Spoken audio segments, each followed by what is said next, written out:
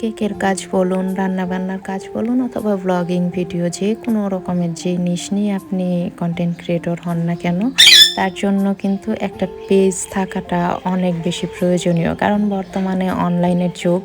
এখনকার সময় আপনারা একটা পেজ যদি মেনটেন না করতে পারেন, ভালোভাবে পেজ চালাইতে না পারেন, সেই ক্ষেত্রে আপনার কাজের দিক থেকে কিন্তু অনেকটা পিছিয়ে পড়বেন। কারণ আপনার মেইন যে প্রোফাইল আছে, মেইন ফেসবুক আইডি, সেই আইডি দিয়ে আপনি একটা বিজনেস বলেন অথবা ব্লগিং কন্টেন্ট ক্রিয়েটর হতে চান, কোনোটাই কিন্তু আইডি দিয়ে করা পসিবল না। কারণ পেজ আর আইডি দুইটা আলাদা জিনিস। আপনার একটা পেজ হচ্ছে আপনার নিজস্ব একটা টিভি চ্যানেলের মতন নিজস্ব চ্যানেল, আর আইডি ওইটা পার্সোনালি ইউজ করার সমস্যা নেই। এর জন্য যারা নাকি ফেসবুকের জগতে কাজ করতেছেন বা নতুন করে কাজ শুরু করার চেষ্টা করতেছেন, তাদেরকে বলবো যে অবশ্যই একটা পেজ থাকা প্রয়োজনীয়।